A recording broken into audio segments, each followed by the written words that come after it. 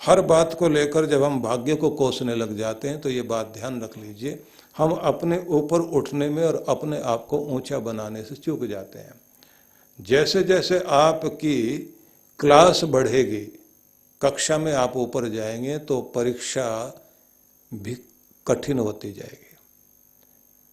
आप अगर पहली क्लास से लेकर 5th तक के सारे प्रश्नों को देखें तो पहली क्लास के बच्चों को अपनी क्लास वाले ही प्रश्न भारी लगते हैं, लेकिन अगर उनको बड़ी क्लास के प्रश्न रख कर के बताया जाए कि ये भी तुम्हारे सामने सवाल आएंगे, वो तो पहले डर जाएंगे। किसी बूढ़ी माता से एक युवती ने पूछ लिया कि आप दादी क्या काम करते हैं, तो उन दिनों सूत काटने का कार्य होता था। तो उसने कहा कि मैंने अपनी पूरी जिंदगी में 10 किलो से शुरुआत की थी कपास काटने, और मेरी जिंदगी में 100 किलो तक की कपास को काट कर सूत बनाने का काम मिला। अब सुनने के बाद में वो युवती जो है रोने लगी कि इतना कोई कैसे काम करेगा। तो बूढ़ी माता उसको समझाती है कि बेटा, ये देखने में पूरा कमरा, पूरा हॉल भरा हुआ दिखाई देता है ना, लेकिन ये सब तुमने करना जरूर है, लेकिन एक दिन में नहीं, जिंदगी के 60-70 साल 80 साल में जाके करना है। इसलिए तुम जैसे जैसे उम्र बढ़ती जाएगी तुम्हारी योग्यता भी बढ़ेगी, तुम्हारी क्षमता बढ़ती जाएगी, तुम्हारा ज्ञान बढ़ता जाएगा। इसलिए जिंदगी के सवालों को देख करके चिंतित होने की जरूरत नहीं है। अपनी क्षमता को बढ़ाना, अपनी योग्यता को बढ़ाना और हर दिन अपनी दक्षता को, कुशलता को बढ़ाते रहना चाहिए। तो उसके बाद एक समय ऐसा आएगा कि जब तुम्हें ये जानकारी मिलेगी कि तुम्हारी अपनी समस्याएं तो तुम चुटकियों में हल करते ही हो, दूसरे लोग भी तुम्हारे सामने आएंगे जो अपनी समस्या रखेंगे और तुम उनकी समस्याओं को आसानी से हल कर सकोगे। इसलिए किसी भी व्यक्ति को ये नहीं सोचना चाहिए कि जीवन में कठिनाइयाँ आ रही हैं, प्रश्न कठिन आ रहे हैं। अपनी क्लास बढ़ाइए, अपनी योग्यता बढ़ाइए। जैसे जैसे आप अपनी योग्यता बढ़ाते हैं, एक कक्षा को पास करते हैं, तो आप इतने सक्षम हो जाते हैं कि उससे बड़े प्रश्न हल कर सकें। जब उस क्लास को भी पास कर जाते हैं तो उसके बाद में फिर आपके सामने और बड़े सवाल आते हैं, लेकिन उन सवालों से भी ज़्यादा आपकी क्षमता बढ़ जाती है, आपकी योग्यता बढ़ जाती है कि आप उन चुनौतियों का भी सामना कर सकते हैं। इसलिए अगर महान पुरुषों की जिंदगी आप देखें तो लगता है कि कितनी बड़ी समस्याएं थी उनके सामने, लेकिन आप समझिए कि उनके जीवन की ऊंचाई उस जगह पहुंच गई थी जहां उनके लिए ये समस्याएं इतनी बड़ी होकर भी बड़ी नहीं थी। वो अपनी क्षमता से उन्हें पार करते चले गए। और अगर आप अपनी क्षमता को नहीं बढ़ाते, अपनी योग्यता को नहीं बढ़ाते, अपनी कर्मठता को नहीं बढ़ाते, तो आपके सामने साधारण सी समस्या भी इतनी बड़ी हो जाएगी कि जीना मुश्किल हो जाएगा। और जब तक आप जीवन में रहेंगे, सांस चलेगी, तब तक समस्या रहेगी, चुनौतियां रहेंगी, संघर्ष रहेगा। जीवन का संग्राम कहीं खत्म होता नहीं है।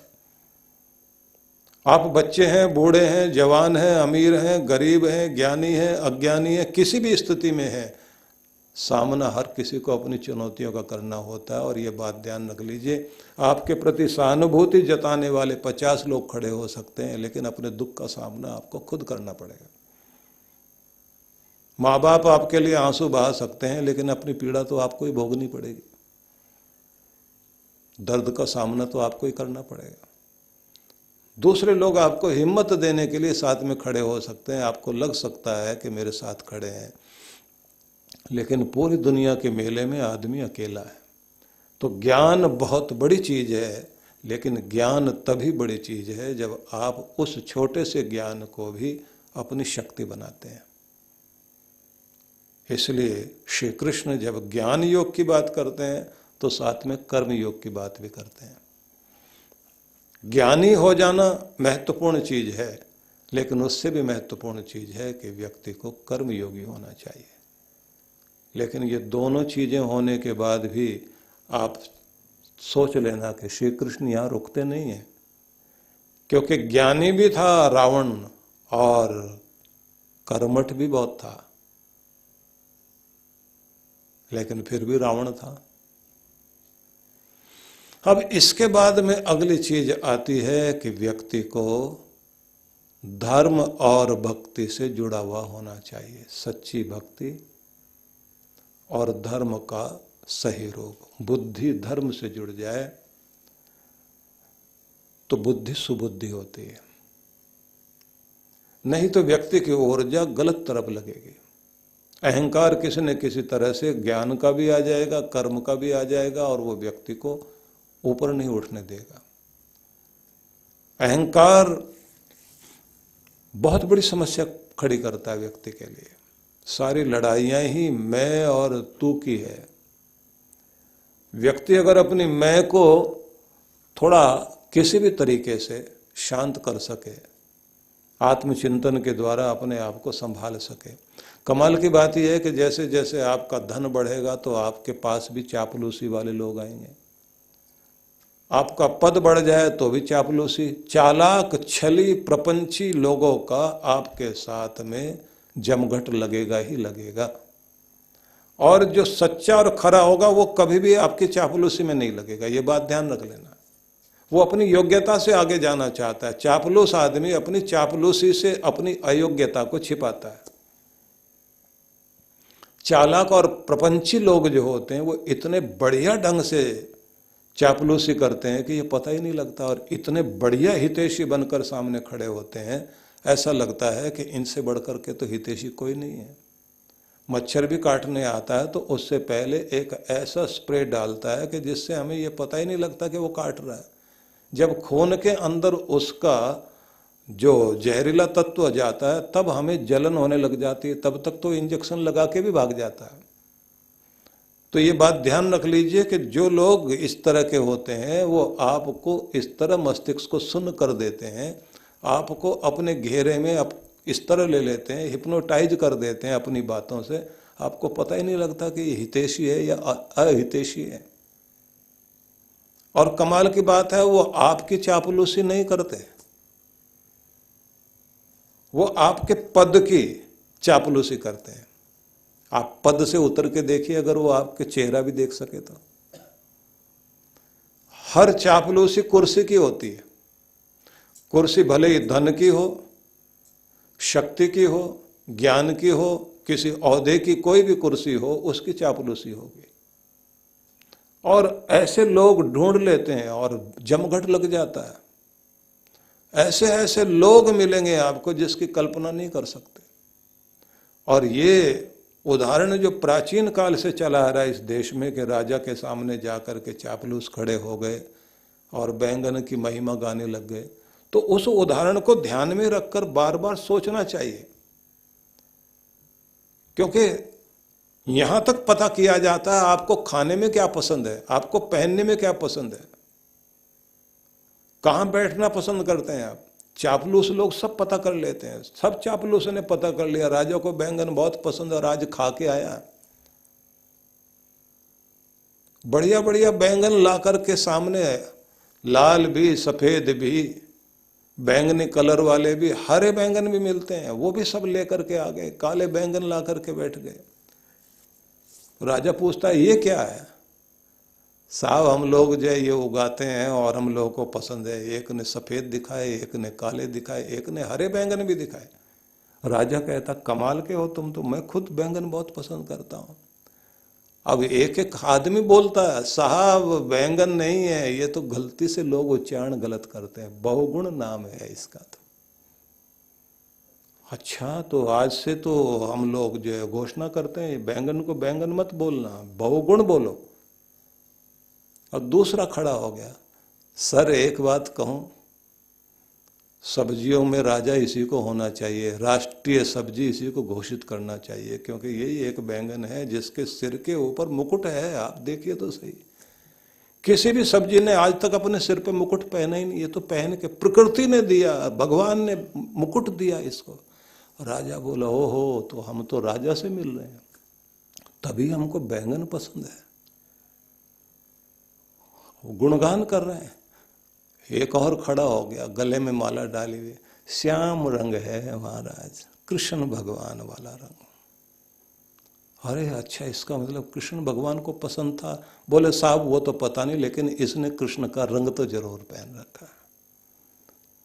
राजा बोले भैया इससे आगे कुछ मत कहना, मैं बहुत आनंदित हो गया, मन करता है बस आज से जो है ना बैंगन ही बैंगन चले।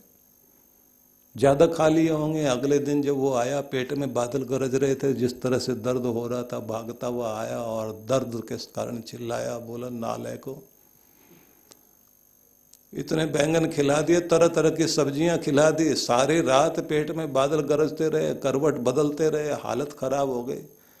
अब उन्होंने पलटी मारी। उनमें से एक खड़ा होके बोला साहब एक बात बताएं, हमारे वैद्य जी कहा करते थे कि इसको मत खाया करो, ये बेगुण होता है। बोले कल तू बहुगुण बता रहा था इसका। एक और खड़ा हुआ, बोले भगवान ने तो खुद ही इसके सिर के ऊपर कील ठोक रखी, सजा दे रखी। बोले वो मुकुट? बोले नहीं सर, देखो तो से कील ठोकी हुई।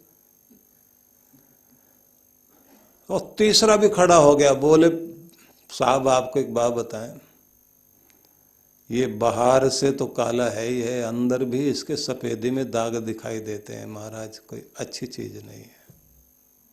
उसने कहा इनको पकड़ो और पीटो, नालायक लोग हैं ये तो, कल क्या बोलते थे आज क्या बोल रहे हैं। तो उनमें से एक खड़ा हुआ, सर माफ करना, हम बैंगन के नौकर नहीं हैं, हम तो आपके नौकर हैं, आपको जो पसंद है उसी के गीत गाते हैं, इसलिए हमें तो बैंगन से कोई लेना देना ही नहीं है। आप उधर खुश थे तो हम उसके गीत गा रहे थे, अब आप इससे दुखी हैं तो हम उसकी बुराई कर रहे हैं।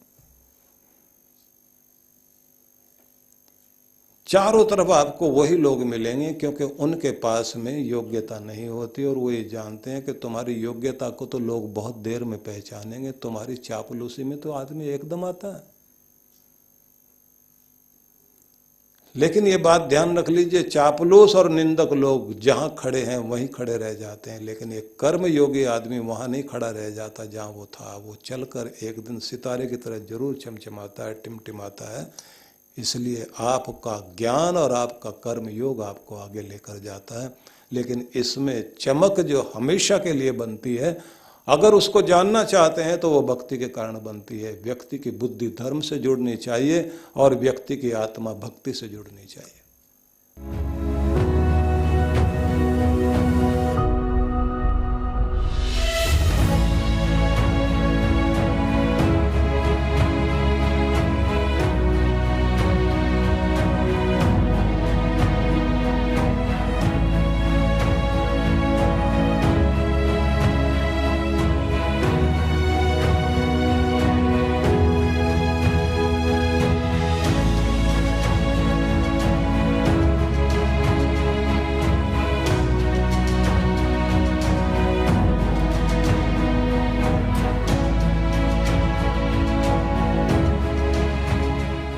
सभी भक्तों के लिए बहुत बहुत आशीर्वाद, बहुत बहुत शुभकामनाएं, और सभी को आमंत्रित कर रहा हूं मैं ऋषिकेश हिमालय गंगा तट पर बैठ कर के हम लोग प्रत्येक वर्ष की तरह इस बार फिर साधना में, ध्यान साधना में शामिल होंगे।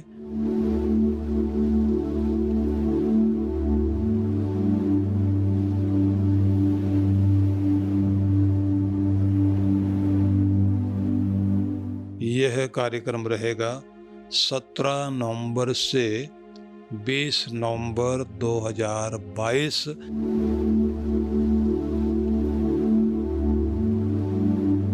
तो आप परमार्थ निकेतन में गंगा तट पर और हिमालय के उस आंगन में जहाँ श्रद्धा भाव से प्रत्येक वर्ष हम लोग साधना करते हैं, इस बार की साधना बहुत अद्भुत होने वाली है।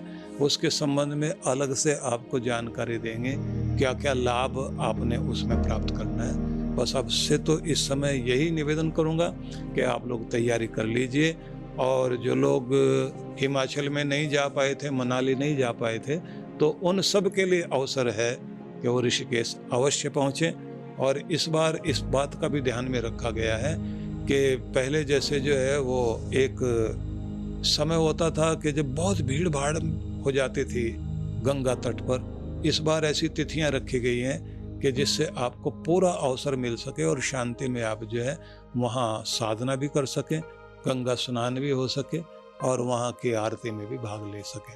तो आप सभी के लिए बहुत बहुत आशीर्वाद, मंगल कामनाएं और आमंत्रण भी।